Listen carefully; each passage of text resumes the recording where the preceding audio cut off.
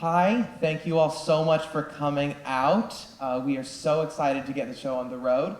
My name is Perry Raguzis. For those of you who don't know me, I am the Student Government Association President at Castleton University. So on behalf of the student government, I wanted to thank you all for coming out tonight. I also just kind of wanted to give some information about how important, as president, me and my board believe voting and the democratic process is. Castleton University, in the 2020 election, over 67% of our student body ended up voting in the election, which, yes, was incredible, above the national average, and maintaining that sort of really energetic commitment to our democratic process is something we hope to continue doing with events like these and other voter registration drives that we will continue to have at our campus and throughout the Rutland area. I do want to thank a few people who have made tonight possible. In a moment, I'm going to show you a I Vote video that was produced by Castleton's Content Lab, and 4 students, Will Smith, Mason Parisi, Lily Daunton, and Carissa Chanlenor, all helped to create that video, so I want to give them a big thank you for producing that and helping make that possible. I also want to give a big shout out to Castleton's U.S. Campaigns and Elections class, which I am a part of, but they really helped create some of the questions that will be asked here tonight and worked with our moderator to make this possible. And especially we want to thank, of course, Izzy Scott and Rich Clark for helping make tonight possible. So another big shout out to them for helping with this.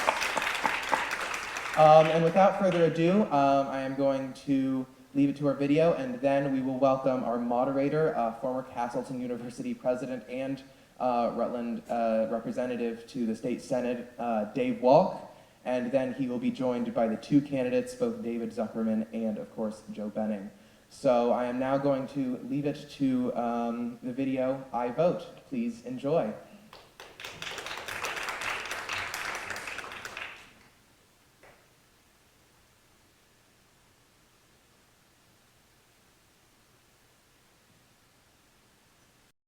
I vote. I vote. I vote. I vote. I vote. I vote. I vote. I vote. I vote.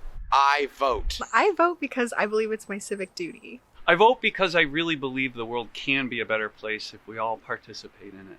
I vote because it's my right to vote.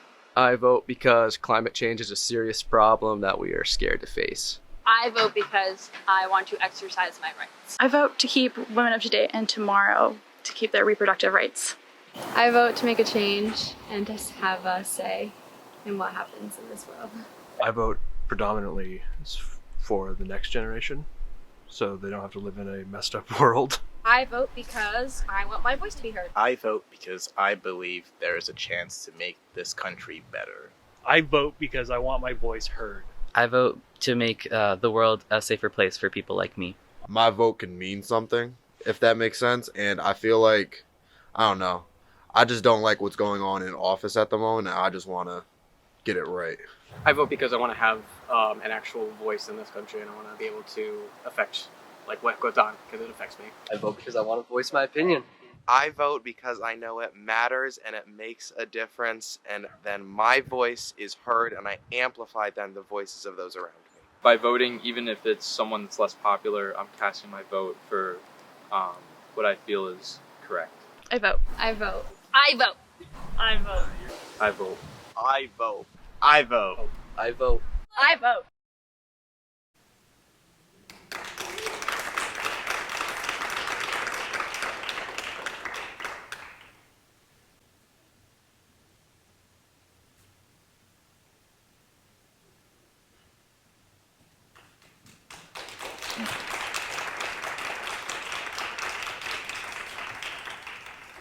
Good evening.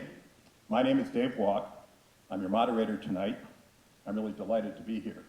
I used to work at Castleton. I have something in common with the 2 gentlemen here tonight. I ran for Lieutenant Governor 30 years ago, and I lost the election to a woman named Barbara Snelling, wonderful person who was the late widow of the late governor. So I know how one of you will feel. On a more positive note, the two of you have really conducted yourselves with civility and respect during this campaign. And as far as I know, you've disagreed without being disagreeable. You have and you will serve as role models for mature public discourse, which we'll hear tonight, without the screaming from the left and the screaming from the right that we witness just about every day on the national stage, but Vermont's different.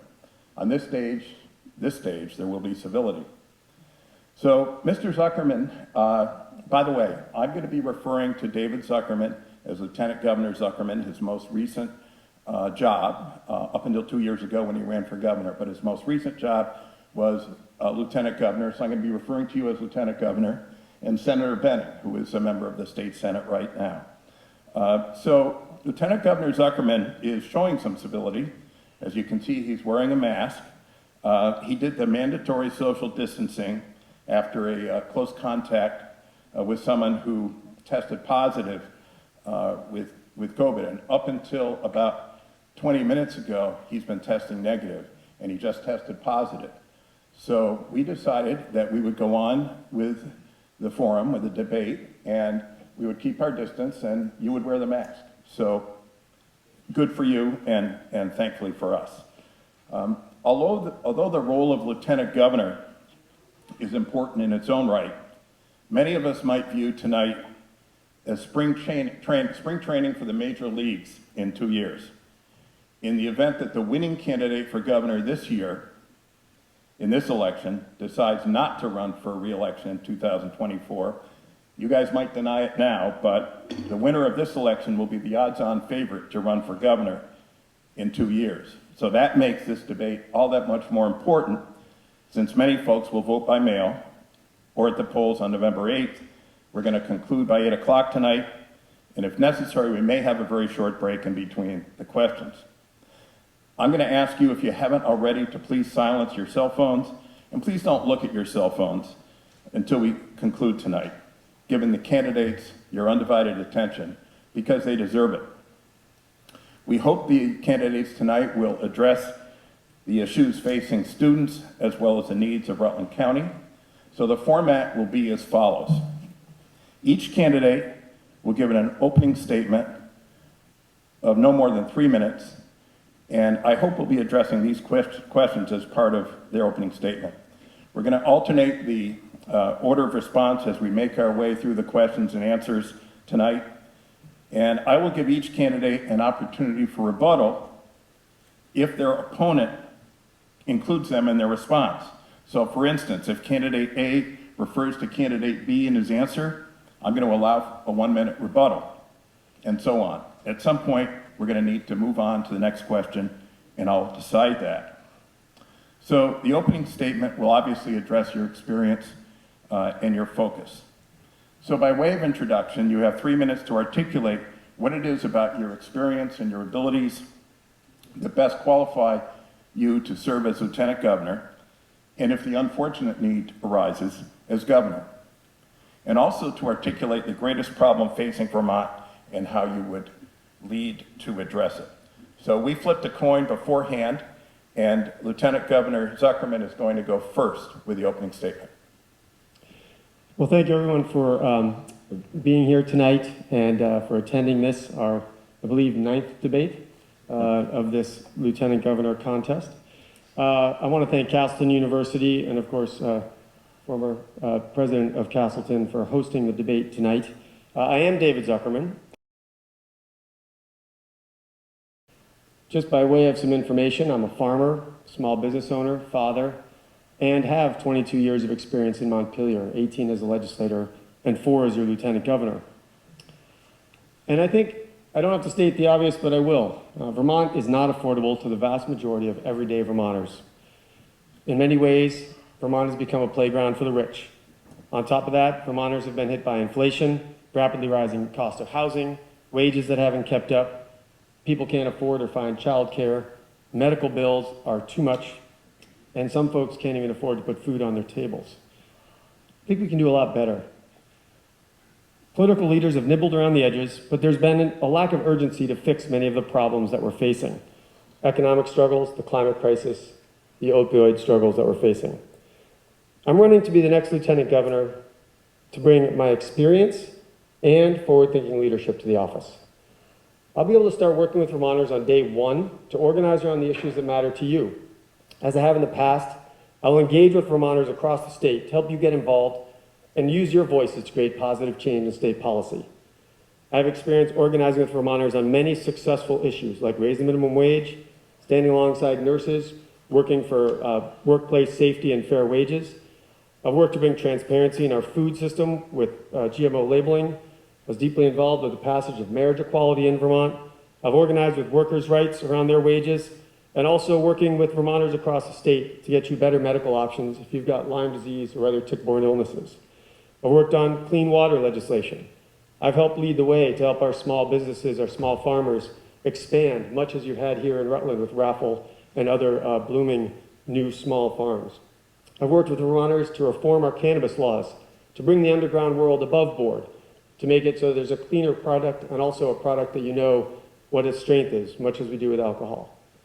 And I've worked with marginalized communities because we know we have disproportionate enforcement and penalties in schools as well as in our incarceration system. I've worked to bring more people into the political process because when we work together, we can get those kinds of policies and the policies we need for our future, particularly around the climate, affordable housing, better paying jobs, opportunities for kids that don't go to college to be able to afford a middle-class living. I want to make sure that when we work together, we can build a future so that everyone can thrive. As your next Lieutenant Governor, I look forward to working with you to hit the ground running, to build off the work that we've already done together, and I really appreciate your being here tonight. Thank you. Right on time with 1 second left. Thank you. Senator Benning. Thank you, David. Folks, I want to introduce myself basically by saying I'm Joe Benning. I am from the Northeast Kingdom, and it is great to be here in Rutland, the place where all of us in the Northeast Kingdom consider to be the southernmost town in the Northeast Kingdom. I actually have been here quite a bit, and I'm going to go back to the beginning, August 8th of 1974. I was camping down the road at Emerald Lake State Park the night that Richard Nixon resigned.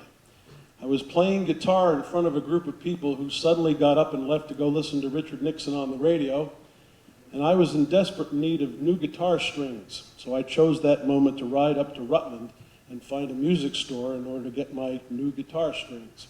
You were introduced to tonight's event by Perry, who is currently the State College Student Association representative to the Board of Trustees of the State College system. He is the current. I was the first, about 43 years ago, if my math is correct, when we joined with several folks on different sides of the aisle to push a bill through the legislature hosted by Madeline Kunin and Cola Hudson, one from the left, one from the right, and we got that bill passed, and the first student to be elected was myself. I've been involved in the State College system ever since then, and the one great thing I can say with David being the moderator tonight is we also have something in common. It's not the state colleges. In 1978, there was a debate for lieutenant governor between Madeline Kunin and Peter Smith, and I got to moderate that debate. So I'm coming full around to say this is great deja vu all over again. I have served for 12 years in the state Senate. I've served as minority leader. I have led lots of efforts through that system, and I hope you'll hear about some of them tonight. I'm not going to give you a rendition of everything, but a couple of examples suffice for now.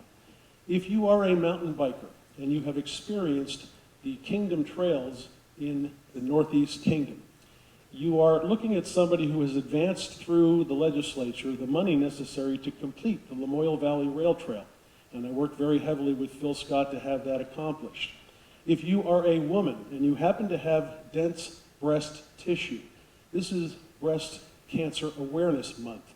Your doctor is now required to go beyond a simple mammogram in the event you are on a search for cancer. That is as a result of a bill that I brought. You will hear various points tonight about legislation I have brought through the system, but the most important difference between David and I is that I have a very, very good working relationship with Phil Scott, and I do believe he will be the next governor of the state. I'm running because I want to help him keep a steady hand on the tiller of our ship of state. Thank you very much for coming out tonight. Wow, you both did it in exactly 3 minutes. That's impressive. Now, the following questions will be answered in 2 minutes, followed by a rebuttal if necessary. So, a lot of people think of Vermont as a blue state, right? But contrary to popular opinion, Vermont is very bipartisan, at least in how we elect our governors. So you go back 60 years to Governor Hoff, for whom a wind-powered and solar-powered dormitory and conference center at Castleton is named. But if you go back to Governor Hoff, back in 1962, and you look at the series of governors who followed him, it was Governor Hoff, a Democrat, followed by Governor Dean Davis, followed by Governor Tom Salmon, followed by Governor Richard Snelling, followed by Governor Madeline Kunin, followed by Governor Snelling again, followed by Governor Dean, followed by Governor Douglas, followed by Governor Shumlin, and now Governor Scott. So each governor has been succeeded by a governor from the opposite party. So I'm going to ask the candidates, what do you make of that? And you might have some opinions about how that alternating sequence might continue or change. And Senator Benning, you are first this time. Well, if you go back in Vermont's history, you would know that there was a mountain rule where, although the state was dominated by Republicans, they alternated every year. Some person from the eastern side of the Green Mountains would be followed by a person from the western side of the Green Mountains. And that mountain rule was pretty much in place almost up until Phil Hoff became governor. Let me pause to say, just so you know, David, Phil Hoff's daughter Gretchen decided to go to Linden State College, my alma mater.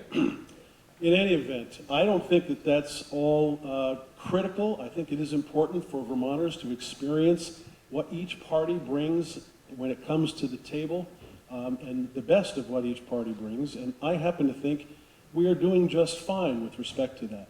When it comes to this position, the lieutenant governor's position, I have never looked at it as a requirement that the two people be of the same party or be of different parties. I have looked at it to say there is an important piece when the two can get along with each other. And between David and I, that's something that I bring to the table, and I would intend to try to do my best to maintain throughout the next 2 years, especially when Vermont is facing a massive downturn in the federal revenue stream that we have enjoyed through COVID. I know we haven't enjoyed much through COVID, but a federal revenue stream of sizable proportions is one thing we have enjoyed, and that's about to come to an end. Thank you. Lieutenant Governor? Well, thank you. I think what it says about Vermont is that Vermonters are not as focused on party as much as the individual.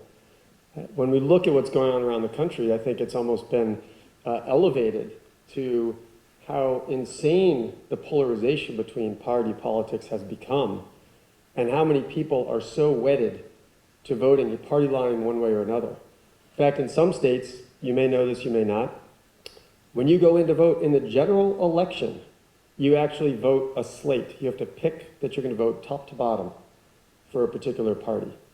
I greatly appreciate that we do not have that. I think Vermonters have a chance to get to know us individually, whether it's your local rep or town board of aldermen or select board, up through even the governor and our federal offices. I sort of equate Vermont to the Iowa presidential primaries, where folks actually expect to have met you or seen you somewhere around the state, at a fair, a festival, at a watering hole, somewhere. And so Vermonters, to me, look at who we are, what we stand for, what our life experience is, both public service if we have some, or, in my case, running a business as a farm, growing food, feeding people, and sort of what you've done with yourself, and how do you treat people? How do you work with people? And I'm proud to say that on many pieces of legislation, it has been cross-partisan, more than even bipartisan. As many of you know, I'm running as a progressive Democrat. In Vermont, we've had three parties substantially for as many as 20 years now, and it's been a real pleasure. At one point, I was chair of agriculture, and we called it the DRIP Committee, because I had Democrat, Republican, Independent, and Progressive. So in my feelings to the answer to your question, I think it's about the individual connection and how people feel about us more than it is party. Thank you. With 5 seconds to spare. You guys are good. We do have clock in front of us, in case you weren't aware. Are you saving those up for credit if we get 5 seconds? That's right, a little extra credit. Title 16 of the Vermont State Statutes establishes the corporation known as Vermont State Colleges. The statute reads, quote, "The corporation shall plan, supervise, administer, and operate facilities for education at the post-secondary level, supported in whole or in substantial part with state funds." Lieutenant Governor, in your opinion, what does it mean for the state of Vermont to support Vermont State Colleges, quote, "in whole or substantial part," unquote? And how should that law be reconciled with the current level of state support? Yeah, this has been a bear for the full time I've been serving in public office, and I've stood alongside Anthony Pollina many times arguing that more state funding should be going to our state colleges because it's really the doorway to better opportunity for so many Vermonters, many of whom have no one in their family that's been to college before. And so it's been very frustrating for me as a member of the minority when I was in the House and the Senate that we weren't doing more for our state colleges. One of the things that's important to talk about, and it's a little bit wonky, is that Vermont chose many years ago to fund the student more than the colleges. And so we have VSAC with huge numbers of resources to make sure Vermonters get the opportunity to go, whether it's to the state colleges, UVM, or a college out of state, with resources to be able to obtain a higher degree in education. But that has led to diminished funding directly to the state colleges, and we've seen the struggle and its ramifications, particularly these last 5 to 10 years. I don't think I have to tell you about that. And so, to me, investing in our youth, whether it's state colleges, community colleges, the community high school in our prison system, as well as our technical schools, I think is critically important. Right now, we are seeing so many people struggle who also don't get to go to college, struggle to be able to afford to live and stay in Vermont. And that's a tragedy. If we expand our technical education, we could fill jobs that are wanting in Vermont for workers, plumbers, electricians, builders. Those jobs pay a decent living, and we need them to build the housing that right now is in short supply, creating part of the housing struggle that's out there. So I tie those all together because that's reality. The issues are intertwined, but we at this point are greatly underfunding our state colleges. Senator? David, believe it or not, that has been a perennial problem since at least 1978 when I first became involved with the 5 institutions known as the Vermont State College system. Back at that time, community college did not own any brick or mortar. They basically rented facilities from around the state in order to bring education to the smaller communities. Throughout the years since then, we have suffered in 2 ways. First, the legislature has never properly funded the way that that statute reads, and it has been a continual source of frustration, not just for those of you who are attending the schools, but for those of us who are alumni and have, through the years, really been supporters of these institutions as not just great educational centers, but also as the economic hubs of their respective regions. Anthony Pollina, who David mentioned, happened to be one of the other individuals pushing a bill for the legislature to get a student on the Board of Trustees. And it was for that very reason that we did not feel the state was appropriately supporting the institutions that it was statutorily required to support. That goes on today. But one of the other issues since then is we now have 5 institutions, all of which contain brick and mortar, including community college, and there has been a very bad backlog on major maintenance sustainability. And what I mean by that is some of the brick and mortar has begun to fall down and we are not replacing it. So institutions are going to have to start making very hard choices. With respect to tech, I just want to point out that Rutland, your Chamber and Economic Development of the Rutland region, otherwise known locally as CEDAR, has just received a $1.5 million grant for tech startups. I see that as a public-private partnership that is going on around the state, because tech jobs are really part of not just the state colleges themselves, but also what we need for the future to solve the housing crisis. Thank you.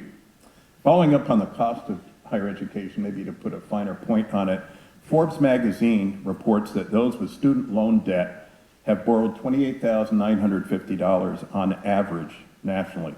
In Vermont, the average level of student loan debt is even higher at $34,866. What, if anything, can or should state government do to address the high debt burden from student loans? Senator, you go first. I am not sure you're going to be able to use Vermont's limited resources to try to service those kinds of debts. That's why the federal government is now taking responsibility for that. And I heard your statement, David, about what the average was for the Vermont student. I happen to have 2 children, the oldest of which had a great deal more than that in debt after going through Cornell. But there are 2 sides to that coin. One is, can we do anything at all to try to help Vermonters get out from underneath that debt load? I think the answer is yes, and there are creative ways to try to make that happen. But the second part of that coin is, for any average taxpayer who is out there earning a living, who did not go to college and did not decide to take on those debts, is it fair for them to ask the question, you know, why should I have to pay through my tax dollars to have somebody else's debts relieved who made personal choices that led to the amounting of those, or the amassing of those debts? It's a fair conversation. I think we need to bring both sides to the table to see what kind of creative ways we can get around it. But the bottom line is, I understand very well the system that has left people like my daughter seriously in debt. I will just say this joke for the end. When Phil Scott announced that the state was actually providing relief for some of these debts at a press conference we were at, I leaned over to him and I said, you know, you could have announced that 3 years ago and then I wouldn't have had to pay off my daughter's debts. That is a serious problem for every family that runs into it. I sympathize, but we've got to have a good discussion about what's fair for not just the students themselves, but also Vermont's taxpayers who would have to foot that bill.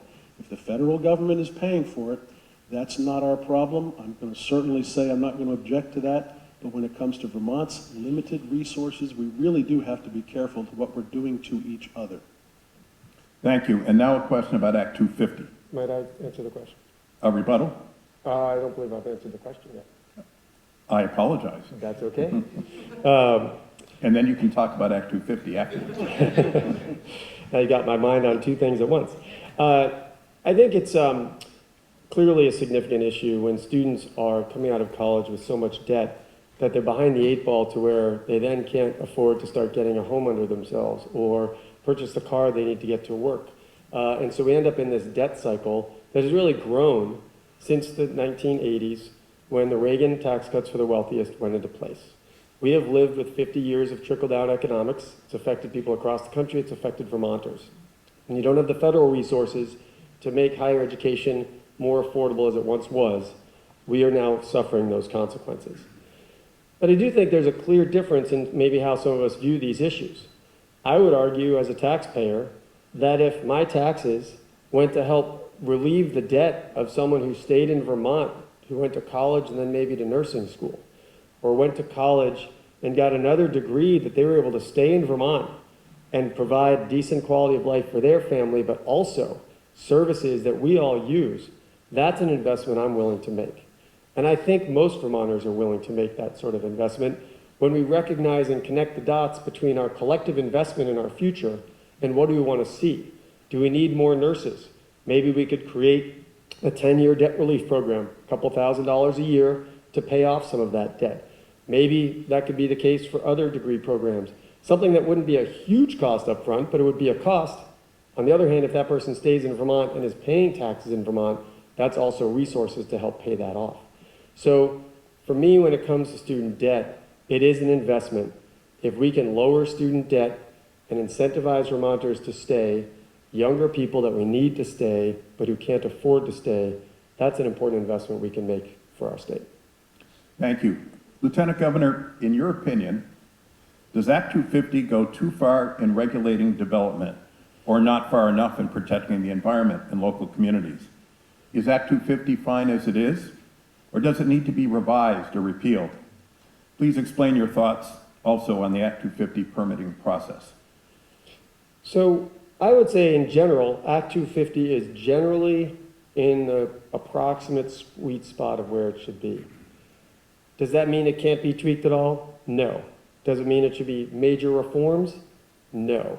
What it means is let's look at small adjustments that we can make, whether that's in our downtowns and village centers, combined with potentially investments in sewerage and water infrastructure to encourage development in our downtowns. But let's reduce some of the permitting, knowing that downtown and village center development is far better for our communities and far smaller impact on our environment than scattered development spread far apart, which in some ways Act 250 and/or our sewer and water systems sort of encourage.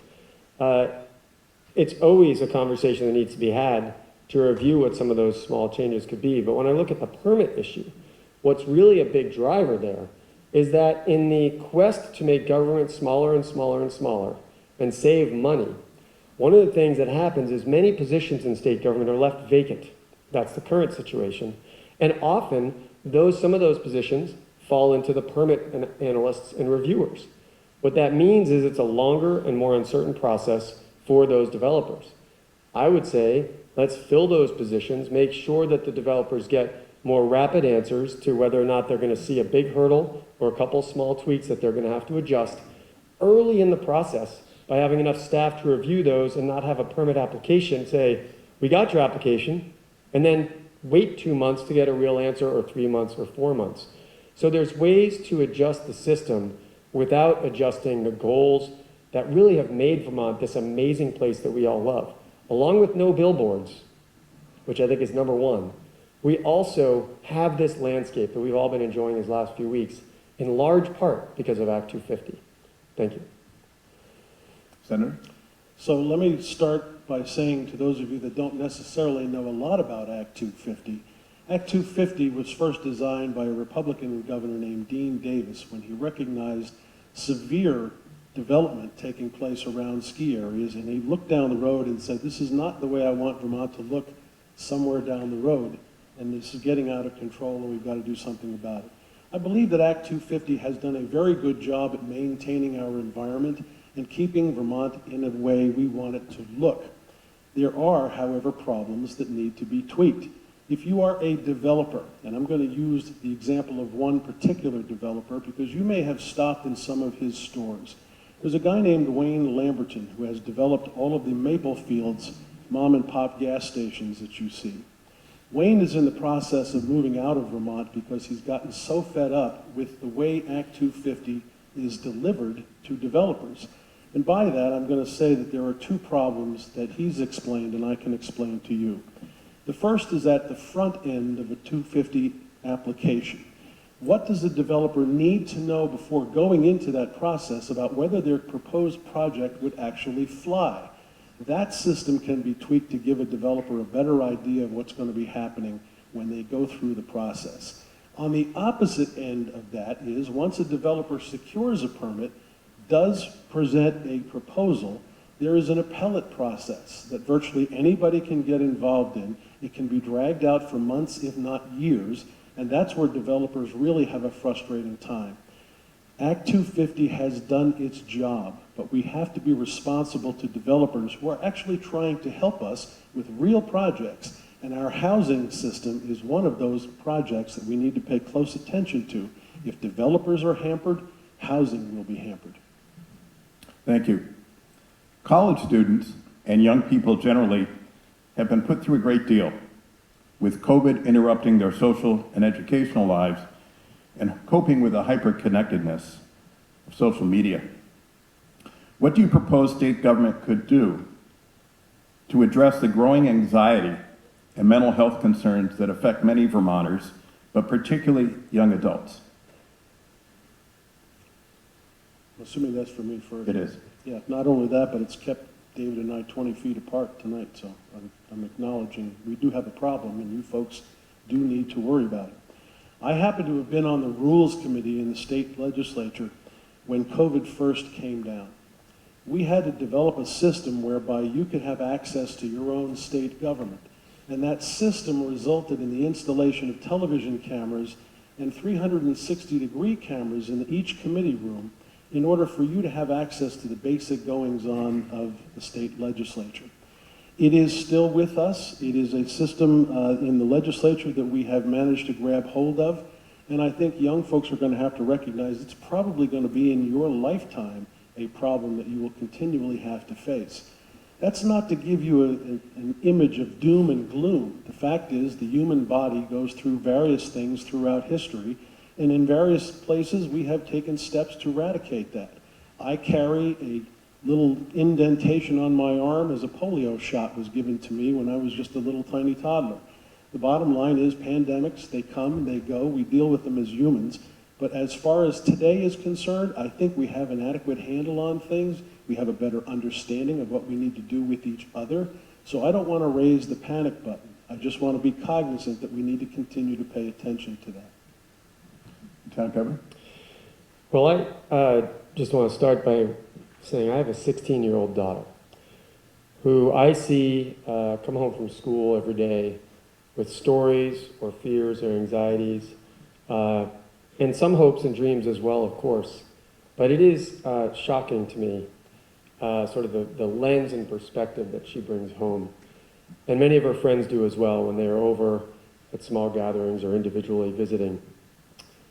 I know many mental health counselors who are in the schools who are overwhelmed with the demand on them right now of the anxiety and stress that young people are facing. Some of that is in some ways out of our control. The climate crisis is incredibly heavy on young people's minds. I don't think I have to tell too many of the college students this. It's heavy on my mind, and I'm in my 50s, for what's going to happen while I'm still alive, but even more so, what will probably happen continuing after I'm gone. And you've got 60 more years. And one of the things we can do as a state government is to take the scale of what is happening seriously and do everything that we can at the state level. Now, admittedly, we're not going to stop the climate crisis around the world in the small state of Vermont, but we've led the way on many policies in the past. There are countries and states across the world and in the United States that are leading the way that we could catch up to with respect to saving Vermonters money on fuel bills with more weatherization, on transportation costs with better investments in mass transit and micro-transit, with really discussing the issue to the scale and imperative that it deserves. Information overload is constant with screens. We used to get our news for half an hour at night. We encourage our daughter to look at her screen far less and look at the world and her friends. And lastly, I'll say there's some really positive things happening. We need to talk about that more. I just saw on social media Tom Messner is starting a new program with every couple weeks, talking about startup businesses in Vermont and just the excitement of what is happening positively. And I think we could do a lot more of that. David, could I respond? You may. I just want to point out that the point I'm trying to make is we adults need to relay a better narrative to you folks who are coming up behind us. The human animal has been able to adjust to virtually every problem that has been presented. If you think back prior to COVID, we had a situation where we were overwhelmed. Not enough personal protection gear, not enough ICU bed space. Nobody had any idea how this was affecting people. And we have managed to get through that with a lot of persistence and a lot of dedication to correcting the problem. I don't want you folks walking out of here tonight to think there's a problem that is insurmountable. That would be disingenuous of us politicians to leave you with that impression.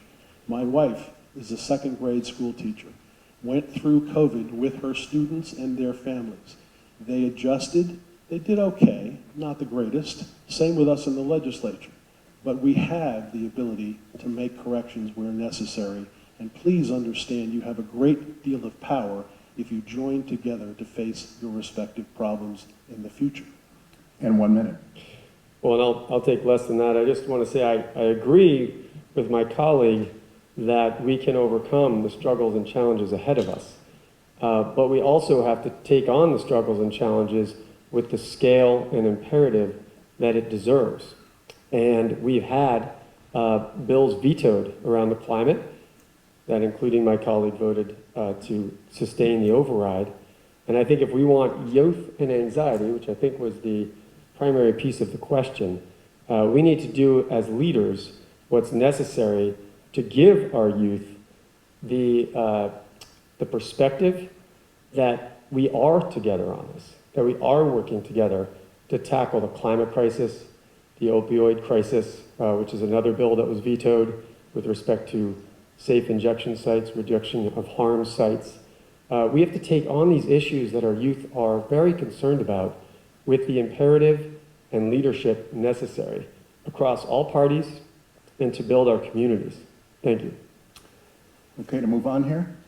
Well, I was just going to respond. I didn't know we were getting into each one of those conversations, but I'd love to have a conversation about each one of those issues. I thought we were talking about COVID and the anxiety that it's produced. Okay, thank you. We are going to move on. This is not really an issue, but it's a really interesting question that was posed by our students. And we'll start with you, Lieutenant Governor. Who is the one political leader and the one historical figure who you most admire and why? And you have 2 minutes. Well, I will say that I was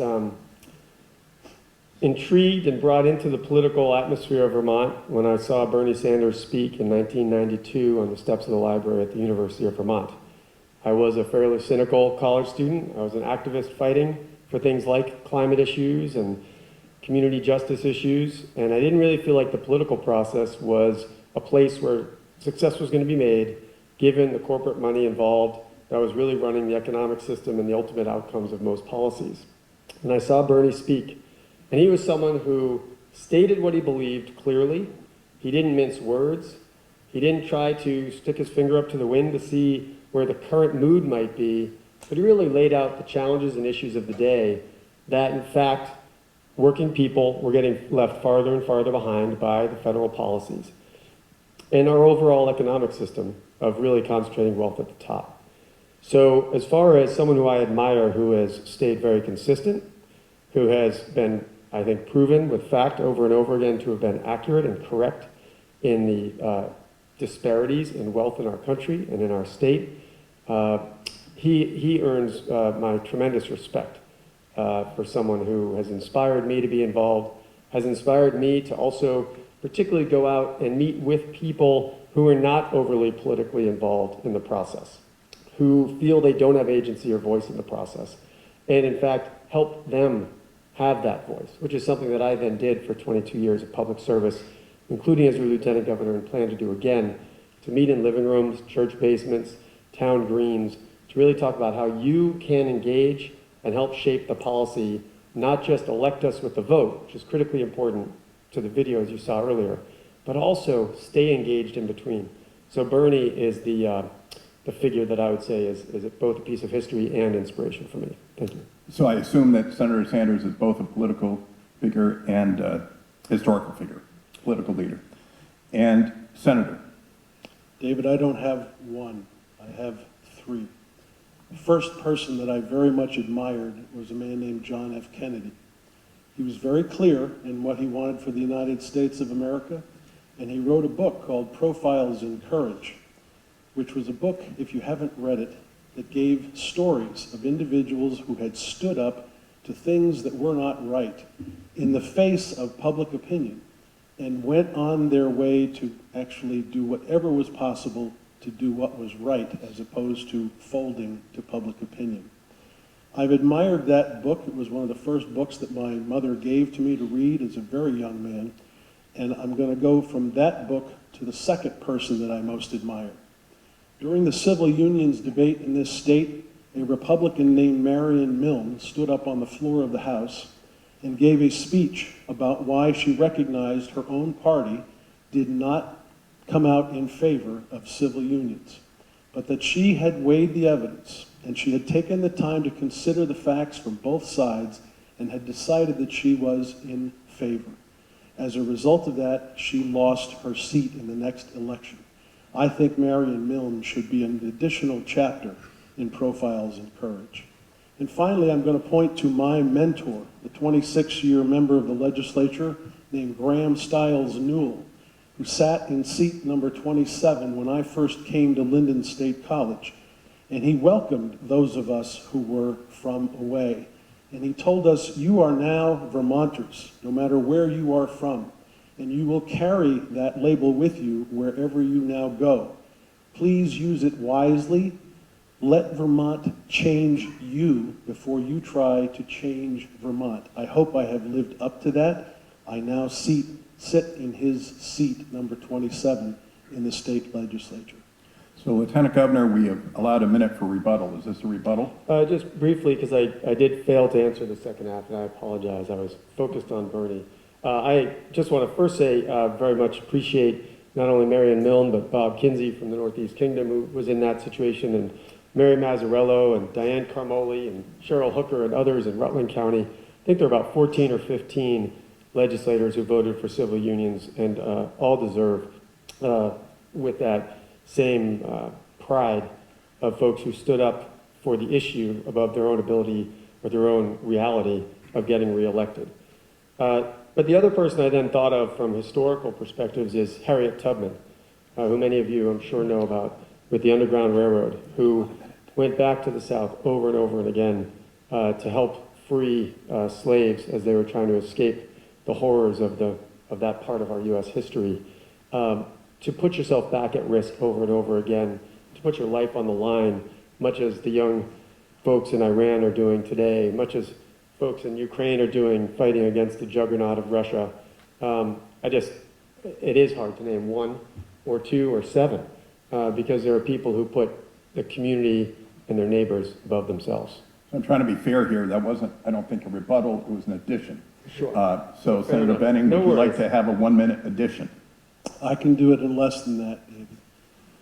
My plea to all of you is to learn about your history before you become history.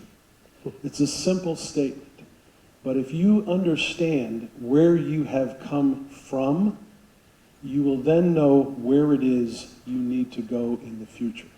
These historical figures that we're talking about have left impressions on us, and there is a wealth of information out there. If you divest from social media for a while and start studying your past, your Vermont history, it is incredible the amount of folks who have been out there and have a direct impact on your life today that you would never have known about. But more importantly, you can learn from their experiences to carry on into the future and have a really good insight as to what's going to happen when you make choices and the consequences that follow. Next question deals with the issue of climate change. And Senator Benning, you go first. How would you take the leading role in addressing climate change? First, let me say that the Lieutenant Governor's position cannot draft legislation. It cannot go into a committee and argue for legislation. Having said that, I will say I do believe the climate is changing. I do believe the human animal has had an impact on that. The next question is, what should Vermont, as opposed to the nation or the world, do about it? And I'm using Vermont as my lead-in because that's the position that David and I are running for. The Lieutenant Governor's position does offer a bully pulpit, and it is a place where you can go around and talk to people, you can invite people in, you can use the position itself as a conduit between yourself and legislators and constituents, as well as the governor's office and team, which I happen to have a very good relationship with. If you're going to address climate change from the Vermont perspective, the only thing that I ask is that you make sure, A, you are using the right tool. That sounds so simple, but it's not simple. And it has led to people getting very excited about wanting to do something about climate change, which is understandable, but using the wrong tool to have that happen. David and I disagree on one important tool. That is wind power. One of his supporters is a firm believer in having 211 miles worth of mountaintop ridge lines blown up, concrete emplacements put on top, and then 500-foot, I'll call whirligigs, put on top of that to say that we've done something about climate change. There's a host of reasons why that is not a good idea. One of which is those mountaintop ridge lines are our prime carbon sinks. You don't destroy them. They're also our prime wildlife habitat corridors. You don't destroy them. They're also a source of our cleanest water. You don't destroy them. So use the right tools. Lieutenant Governor? Well, I think there's a few things that are important. First is to follow the science, and you can actually sequester far more carbon in fields of cover crops and incorporating those crops back into the soil with a much longer season in grasses and shrubs and small trees. But that's a fact for another day. With respect to being lieutenant governor and what you can do or not, I reflected earlier in my opening statement about traveling the state, working with people, not just to tell them what's going on, but actually to collaborate with them and empower them and give them the tools to influence what happens in Montpelier. Many folks don't realize, if you haven't been someone engaged in the system, that literally 3 or 5 or 7 calls from a district can have a profound impact on a legislator's perspective on an issue. So I encourage a lot of young people when I'm at schools or in a group like tonight to say, you know, you can reach out to your legislator through an email, ask them, where are you on this issue, before telling them what you think. That way they will reveal to you what their views are without any adjustment for which way they think your wind blows. Then you can either encourage them and give them facts to fight further for that position you agree on, or you can give them facts that might help change their mind. That is an incredible power you have because our legislators have 0 individual staff. So as lieutenant governor, my colleague is correct, you can't introduce legislation. But between being a mouthpiece on a bully pulpit and being a grassroots organizer, you can make profound things happen, much as the way that I did for the last 22 years as a representative senator and lieutenant governor.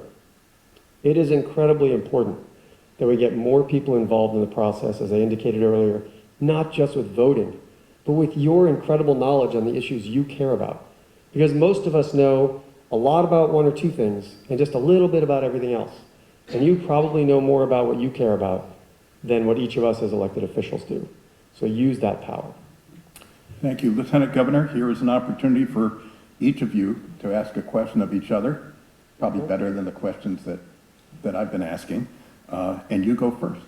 Well, we were not sent prepared notes that we were going to be asking each other questions. So, Joe, I don't know if you're as caught off guard as I am. I think we've run out of material for that question. But just from the heart. From the heart.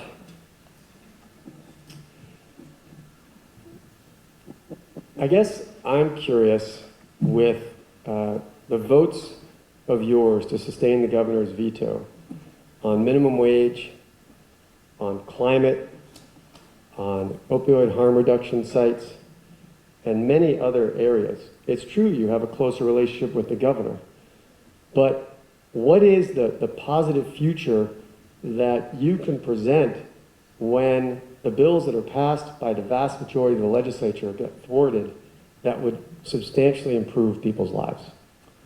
Well, this may come as a surprise, David, but sometimes there is a difference of opinion as to whether or not a Republican, for instance, versus a Democrat or a progressive would understand a given piece of legislation would actually make a difference in people's lives. So let me talk about each one of these particular things. You and I have been in, I think, 8 debates at least now, and on each and every occasion you've been talking about getting Vermont to a $15 minimum wage. I just passed the McDonald's in Rutland. They're offering starting jobs at $17 an hour. That question is no longer relevant in this day and age. The free market economy, reacting to COVID in the absence of workers, has responded by offering jobs at a much higher level than you and I ever debated in the legislature. With respect to, I believe the next one was the carbon question. We have a system set up where we now have not goals, but mandates that we must meet for carbon reduction purposes. We argued on the Senate floor that the only way we were going to be able to make those mandates was to dramatically reduce consumption of home heating oil and gasoline, the 2 lowest pieces of hanging fruit there is, and the 2 things that would most impact the poorest of the poor in this state if we had to abide, for instance, by California's current situation of having gas at $6.50 a gallon. That would devastate Vermont's economy.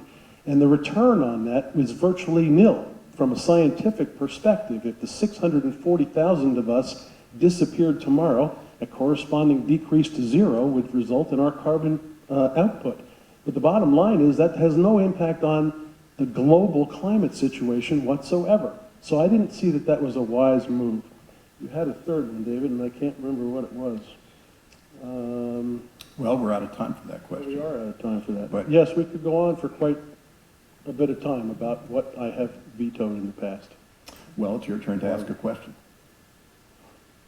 David, I'm still looking for an answer that you kind of deflected from the other day, and I think it is important to bring it back up and get a good answer. You have known me for 12 plus years. I think it would be fair to say that you know me as a moderate Republican, somebody who has often spoke out against the right wing of my own party, much to my political capital deficit. And when you are raising money by sending out an email blast that says the Republicans are trying to build their bench, we must stop them. I'm curious, what is it about me that you feel needs to be stopped? Well, I appreciate that question, and I think I somewhat answered it with my question to you, which is that the issues around the climate, I think, are things that we should take on seriously and tackle as rigorously as we can. I also think we need to do it without the fear of that was just generated by saying we'd have gas prices like California's. No one proposed that, no one advocated for that. But that's the kind of thing, if we want to talk about sort of party generalities, that sometimes those fear elevations are used to persuade voters. And so I would say climate, the opioid crisis, is something that I think just about every Republican voted against, including you. The climate bill, just about every Republican voted against, including you. And I think there were maybe around a dozen bills over the last 2 years. So I think those generalities are accurate in that you voted, along with the rest of the Republicans in Montpelier, to stop that progress. And when I think about the climate in particular, I've talked about it with my daughter, with young people here, relating to anxiety, in the larger COVID question as well. You know, I think about the climate and our maple season, the maple tree, that we've just had one of the most spectacular foliage seasons we've ever had. And I think about the culture of what foliage and sugaring season is with respect to the soul of Vermont. And how we could possibly think, let's not have a mandate because it might be hard to achieve. Let's have another goal that we never achieve, that we never have the legal backing to force us to achieve, but we get all political accolades for goals. Let's really tackle the climate crisis so we can keep maple trees in Vermont 50 years from now, the heart and soul of Vermont. So that's the broad range of why that kind of statement is made. Do you have a chance to rebut? I don't think I challenged him in any way, but okay. Well, you asked for That's additional fair. time, and I'm trying to be fair, so I think Senator Benning gets a minute. I want to be clear about the opioid bill that we're talking about, because my recollection is that is a bill for safe injection sites that would be planned for people who have an opioid problem, and they would essentially be given a room with a sober individual who would administer Narcan in the event there was an overdose. I am absolutely opposed to that. If we're talking about a safe recovery site, on the other hand, a place like Jenna's Promise up in Jefferson, where wraparound services are provided for that addict, that is something I would absolutely get behind. But asking for a location where people can come from around wherever in order to ingest makes no sense to me whatsoever, other than the possibility that they might overdose and in that event might be saved by Narcan. But that does not cure the opioid crisis. If we don't get to the heart of that crisis, I'm going to veto or vote to abstain a veto anytime I see that coming down the pike. As far as the mandates are concerned, let's be clear. The mandates involve carbon reduction. The only carbon reduction we can actually reach those mandates with is a radical transformation of our gas-powered fleet and our home heating oil. That will impact the most poor in this state. It will impact everybody, but certainly it will have an impact on the poorest of the poor, the worst, because our housing stock is virtually all oil or propane. Our transportation fleet doesn't have the infrastructure necessary to support an all-electric fleet at this point in time. I might. If we, 30 seconds. I'll take very brief. If we invest in weatherization, we save Vermonters money, makes their life more affordable, and we reduce carbon. If we invest in harm reduction sites, we save lives. There have been 800 lives lost during the Scott administration, 200 in the last year. And third, it's very interesting if you listen to the whole debate. Earlier, my colleague said, we don't have enough money to spend on helping with debt reduction. And what about the people that don't have college debt? Why is that fair to them? And now is ready to spend money on opioid reduction, sites like Janus Promise, which I do support. But why should Vermonters pay for that? So it's not a this is good, that is bad, then you get to decide. You either have the philosophy that we're all in it together, such as I do, or you sort of pick winners and losers, which is apparently my colleague perspective. So I would like to talk about the young people who are here, okay? We're going to switch gears a little bit, and Senator Benning, you go first. What would you do specifically to encourage young people to remain here in Vermont? I actually have a slightly different take on that. As somebody who raised 2 children in my household, my daughter felt the need to go elsewhere and experience life outside of Vermont. She did. She lived in an urban environment, but came back because she preferred Vermont. I was perfectly content with that. I knew that she was going to get an education that she might not necessarily get here in Vermont. My son, on the other hand, has remained here all the while. I don't think that's bad either. That was his choice. But what can I do to encourage you to end up in Vermont is more importantly the question. I want each one of you to get whatever education is necessary wherever you need to find it. But those skills that you pick up along the way, whether they be skills you learn here in Rutland or skills you learned in New Zealand, bring them back here. We value your being here with all of the skills you can possibly muster because it benefits us all. And at the end of the day, you will not find another place that beats Vermont. This really is a great place to live, work, and play. And I would be very encouraging to all of you, get whatever educational experience you need, but think twice if you left Vermont, whether or not there is some value to you returning here. And I am sure you will find eventually, yes, indeed, there is. Lieutenant Governor? Well, I think there's some agreement here in that I don't think it's necessarily forcing or highly encouraging young people to stay. I think there's a world to explore. There's a lot of experience to have. And then the question is, can we encourage folks to come back and or new people to come? I believe my colleague and I both came here for college and never left. We both fell in love with Vermont. I see that every day I'm in Chittenden County, but you've got Castleton, Linden, Norwich, you've got colleges and universities all across the state that are bringing many young people to Vermont. I think helping many stay is the real challenge. That's affordable housing, that's childcare as young people start to mature into the age when they want to start having kids, that's decent paying jobs, that's healthcare. You know, we haven't even talked about the system of healthcare or the broken system of healthcare that's the most expensive in the world and yet leaves the most behind relative to all other industrialized nations.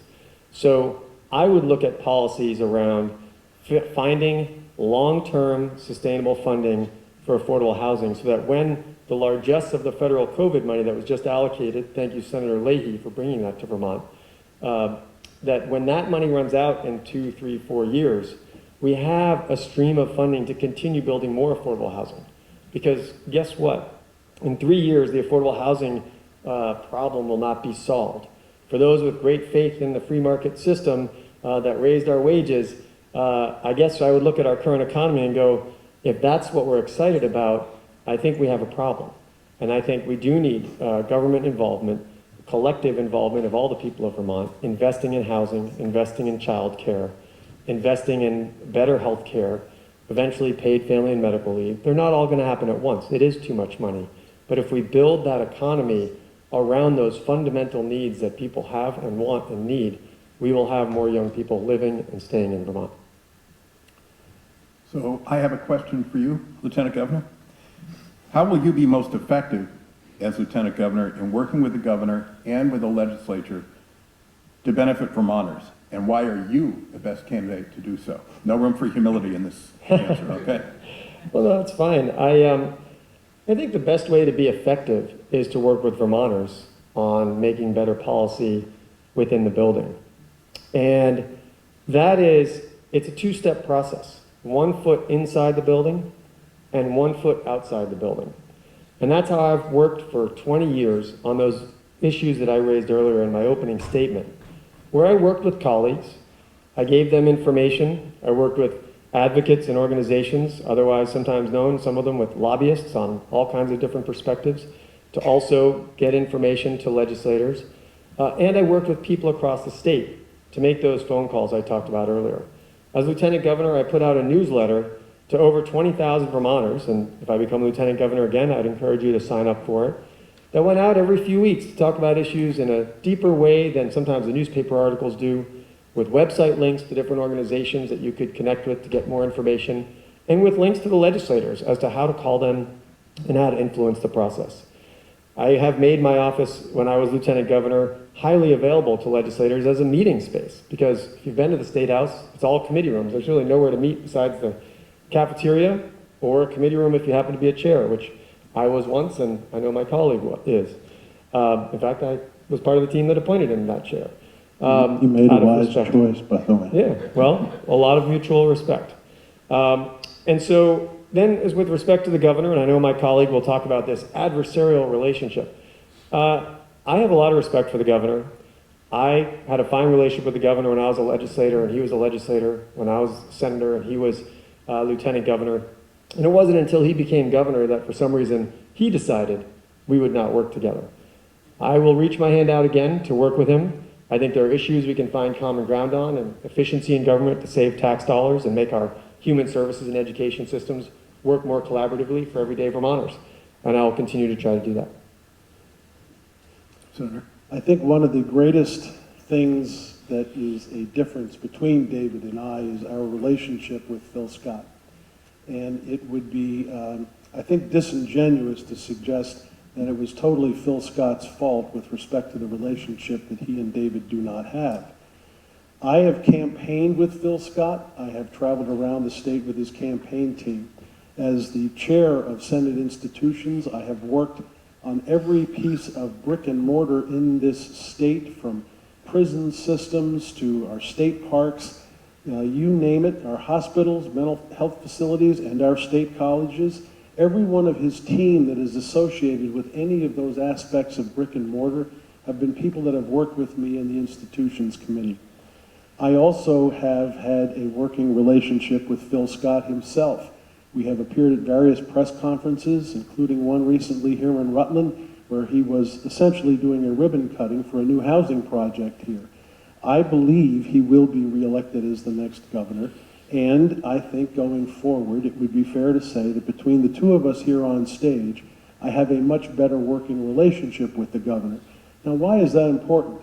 Well, as it happens, one of the roles of the lieutenant governor is, if the governor is unable to function for whatever reason, the lieutenant governor steps into that person's place. We are currently running an $8.2 billion entity known as the state of Vermont.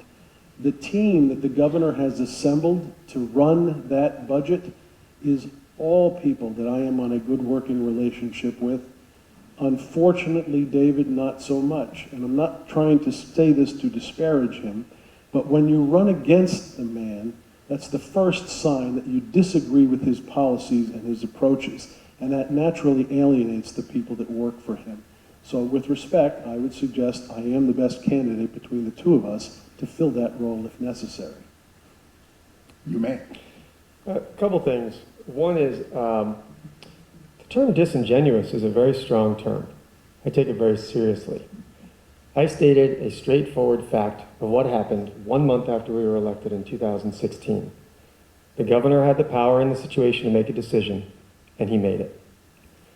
It took 7 months for his office to schedule a meeting for me with the governor.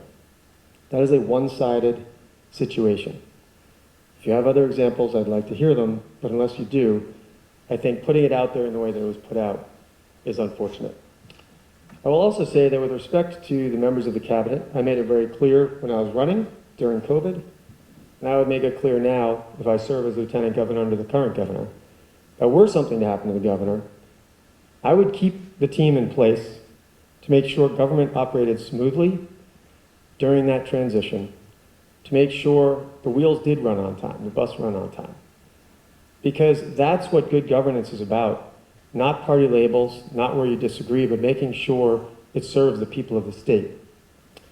I would also say that there's a number of people that have been in the Scott administration who came from the Shumlin administration. There's other folks that have been added in since, like Harry Chen at DCF, who I know well and worked with as a colleague in the legislature. So I just want to make sure the picture is more fully painted, that many of us can get along well if we disagree on issues and even disagree politically and even run against each other. We have many areas we agree as well. So I just want to make sure folks don't think that everything is quite so much two bulls ramming their heads against each other. So I think that cynicism really hurts our political process, and it's part of what's tainting the scene at the national level as well. We can all get along. So that was almost a 2-minute rebuttal. That's okay. So I want to give you, Senator, a chance to offer your rebuttal to the rebuttal. Thank you. I actually do have an example. Not only did you run against him as a result of disagreeing with the policies that he presented, but on primary night of this year, you turned to your supporters upon your win, and this is your quote from 7 Days. Let's remember what this is all about. Vermonters are hurting. We're doing it for the folks that don't have a voice in this system. And we've got 3 more months for this race. Let's take this energy and let's use that energy to win in November and then go down to Montpelier in January. And even if we have a governor that is in the way, we can ride right over that hump. Now, I've heard you try to make explanations about what you were actually trying to say. But I think in fairness, anyone understanding the English language would know there is a hurdle between you and Phil Scott that presents a problem in this particular race. I don't want to belabor the point. I think it is just fair to say that you were not invited into his cabinet as he was with Peter Shumlin. You have run against him and have made all signs that this race today is a stepping stone for somewhere else to go in 24.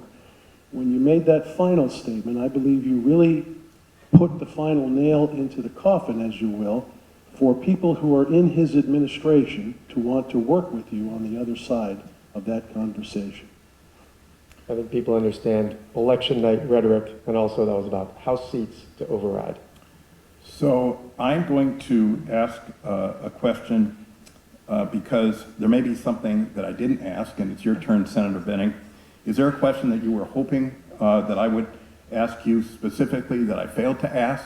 And what I'm going to ask you to do is to kind of fold this into something you wanted to say in terms of a closing statement. And I'll give you a little bit more than 2 minutes to do that, because I have a question for both of you that is atypical of debates and forums. One of the questions that I never get asked at these events is, what is my background with respect to dealing with some of the problems we're talking about here tonight? So let me take the opioid crisis as a for instance. I'm a trial attorney by trade, and I specialize in criminal law.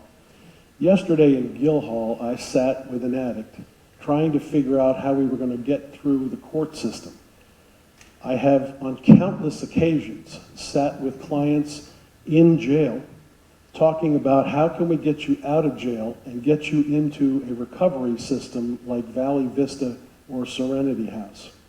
I've never been able to give in any of these forums an explanation of why I take the approach that I do. So for instance, when it comes to a safe injection site, the man I was helping yesterday, that would not help him in any way, shape, or form other than get him to challenge how high can he go. And even if he overdoses, he doesn't have to worry about it because Narcan will take care of that for him. When you get to the meat and potatoes of actually being in the trenches, I think I have a literal explanation for every one of these crises we are facing. You don't address an opioid crisis with a safe injection site. We studied that bill in the Judiciary Committee, and came to the conclusion, on my end at least, that what you're actually doing is creating a magnet place for addicts to come and go as high as they can and know that they will always have a sober person with Narcan. That's the way an opioid addict's brain works. And I'm not saying that from some lofty perch. I'm saying that from working with these people on a day-to-day basis. I don't believe it is necessary for us to make our economy a disaster in trying to change the climate situation, but I do know when you're addressing it, it should be done at the proper place. That's the national government that has the power to do something about the actual change that's necessary. I had said that I'd give you an extra 30 seconds in terms of a closing statement, because what I'm going to ask you is a little different. Anything else you'd like to say? I think that answers your question about what I don't get asked. Okay, good. Thank you. Lieutenant Governor Zuckerman, the question is, what should I have asked you? Well, I think it would have been an interesting question to ask, how did our upbringing create who we are today? Okay. And I think about the impact that my mom and dad had on me. We were taught that we were members of the community, to give back to our community. We were fortunate enough that we had food on the table and a roof over our head. And as members of a broader community that were in a stable position, part of what that means is you also have a responsibility and an obligation to look around and see where that isn't the case. My mom served on the school board when I was growing up for, I think, about 18 years, eventually becoming a chair. She started the first preschool program, I believe, in the country that was in a high school, to help high schoolers have opportunities to potentially train and learn how to work with preschool kids, and also to help the teachers and others in the community have more options for preschool. That was visionary. And so her leadership and support of public schools and engagement was incredibly impactful. She was also a tremendous gardener, and I, as a kid, was forced to do a lot of weeding, much to my chagrin. For some reason, I've chosen to continue to weed plants for now 25 years as a farmer. But the satisfaction of that work that you put in and day out, hoping to get a result in the end, usually getting it, but not always, is a set of perseverance and determination and meditation that I think has also stuck with me for my whole life. My father was a medical doctor, and unfortunately he died right after I turned 13. But I used to follow him all the time. I'd go to the hospital with him on the weekends to watch how he treated people and his patients, not as a number, but as an individual.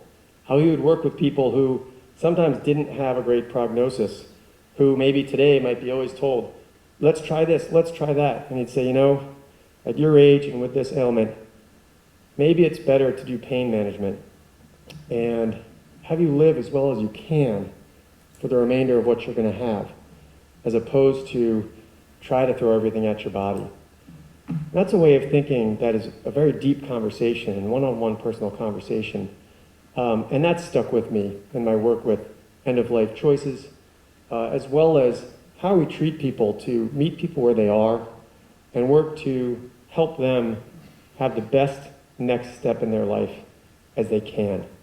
So I would say the two of them had a profound impact on who I am, and I really feel fortunate, although much too short with my dad, to have had the two of them as my parents. I think it's remarkable that in the question you thought I should ask, you both answered in a way that showed us your human side. And that's pretty refreshing in politics today. Can I retrieve my 30 seconds? Because David gave me a great idea. You're gonna Go for it. have a chance at the end in answering my question, I think. But go ahead. Well, I want to talk about my parents. My mother, when I was 11 years old, I was the oldest of four, told me, you're going to go to work this summer. And she put me in as a camp counselor at a local camp for what was then called mentally retarded children. I became a camp counselor, and I was pretty big for my age, and I was the person who was dealt the most difficult of those campers. And for the next 7 years, I worked in that position, and I loved every minute of it. Now, I use the term mentally retarded, and I know that's not the politically correct term today, but when you're 11 years old and you're told that term, it really shakes you up. I served the next 2 summers as a camp counselor for underprivileged kids from New York. I eventually rose up to become a cabin leader in that position, and it worked all the way through my life on the school board for 2 terms. I've done a lot of civil things, having been the chair of the Lindenville Rotary Club and the chair of Vermont's Human Rights Commission. Public service was instilled in me from a very young age, and I like to think I'm continuing that today. That was about 42 seconds, I'm sorry. Here's the final question. So this is different. It's a question that I've been asking candidates for jobs since the 1970s, almost 50 years, but never a candidate for office. So this is a little different, and this will be the last question of the night. And it's going to give us a little window into your soul. And I'm going to tell you now, you can take as long as you want to think about it before you respond, and I'm not going to give you a time limit. There's no right or wrong answer to my question. You can take as long as you want to think about it. And again, however you respond will be just right. So we'll start with Lieutenant Governor Zuckerman by flip of the coin here. You go first. Please tell us how you would want to be eulogized at your own memorial service.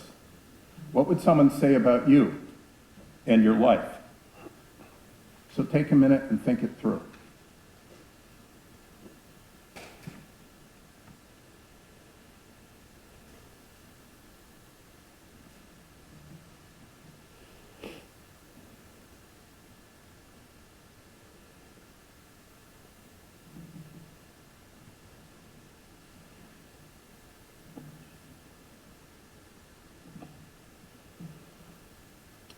Wow.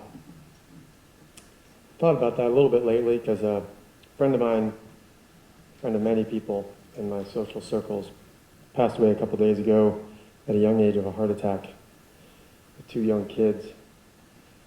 And a few years ago, the year that my mom passed away was soon before the timeline that if I passed at my father's age, my daughter would have been the same age I had died. So I've thought a lot about these weird confluences. Hadn't really thought about the obituary or the eulogy. But I think many folks would say that I work too hard. I don't take enough time for myself. But they'd also reflect that the work I do feeds my soul, or I guess they would say fed my soul. Both public service and farming are incredibly hard work, and they can be incredibly rewarding. When I am in a store and someone comes up to me and says, "Thank you," I've never met them in my life. They come up to me and say, "Thank you. I was with my mother, uncle, aunt, sister when they passed away, and they utilized Act 39. The profound depth of gratitude that they express and the knowledge that my efforts had an impact on both an individual and their extended family feed me. And I think people would reflect on that with marriage equality, that work as well, and many other issues. So they would say I'm incredibly hardworking, don't take enough time for myself, but then would see how my soul is fed by that effort for others. And that's true with farming and feeding people, and they would reflect on who I am at the farmer's market, both whizzing through math, trying to check people out quickly, and pausing to talk with people about this particular food or that work. They would also say I can be a bit strident. I fight hard for things. I do make compromises, but I'm a late one to the game in making compromises because I believe some issues we really need to fight hard for. So they would say, quite strident.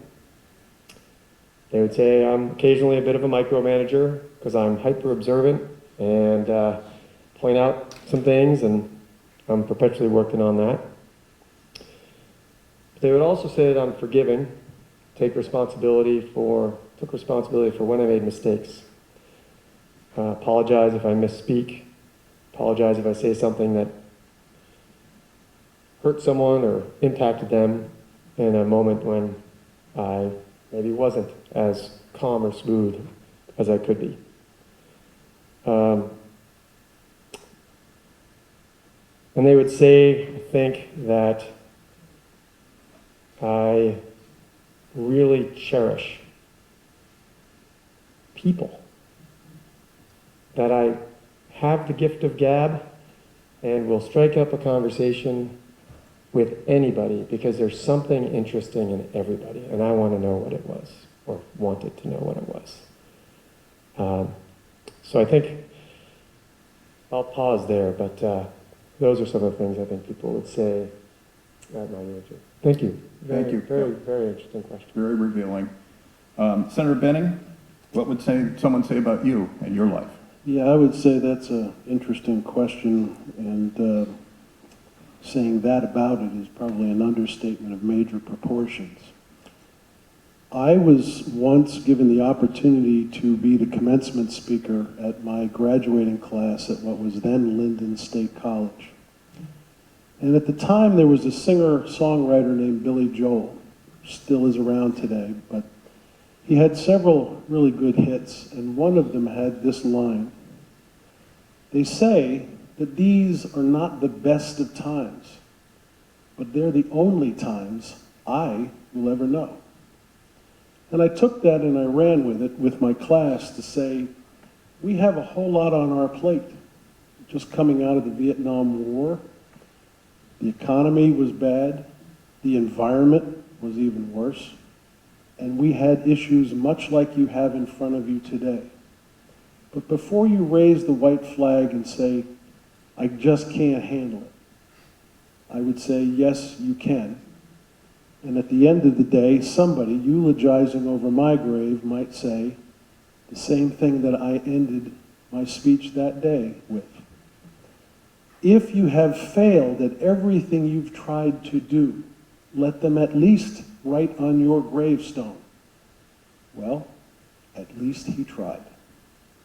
I think that's a great way to be eulogized. But there are some other things I'm going to add to that, because as I look through my life since 1979, there are things that I would hope somebody would step up to the plate and remember I had something to do with. If you are one of those almost 45,000 Vermonters who have had your criminal record erased as a result of a process called expungement, that was my bill. I worked with a senator named Dick Sears, a Democrat from down in Bennington, to put that bill out, and that was the very first bill that I signed on to. I know there are lots of people out there in a 40-year career as a lawyer who have had the benefit of my legal services free of charge, otherwise known as pro bono. I'd like to think that one or two of those folks might come to my funeral and say, if it wasn't for him, I would have had a completely different life. And one of the benefits of being a legislator, the great benefits, is the ability to know you are able to affect people's lives in a positive way that changes their life forever. I don't want to belabor the point, but I do want to say, thinking about looking up from the grave at people that you have known for years is a really, really phenomenal thing to have to sit and think about, which is why I so appreciate this question. At the end of the day, I guess I'll say again, if I have failed at everything I possibly tried, at least let them write on my gravestone, well, at least he tried. Great question. So that was a very revealing discussion. I just think about both of you and I'm thinking, wow, because you revealed your differences on the issues, but you also gave us that window into your soul, sort of a glimpse of who you guys are as human beings, and that's what I was hoping that we would learn about you, and I think we did. So I want to thank you for that, and I wish you the best of luck and safe travels in the remaining 20 days. I think it's going to be challenging for you, Lieutenant Governor Zuckerman, but I wish all of you good luck in your campaigns. I want to express my gratitude to Professor Clark and all those great students who helped organize tonight's debate. I want to show gratitude for all the students who are here for the polite and civil way that you conducted yourselves. I think you learned a lot, more than you would usually learn in a debate.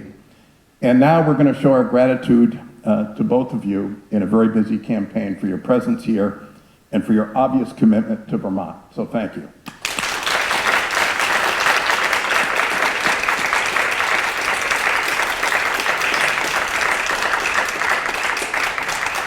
And with that, thanks again to everyone.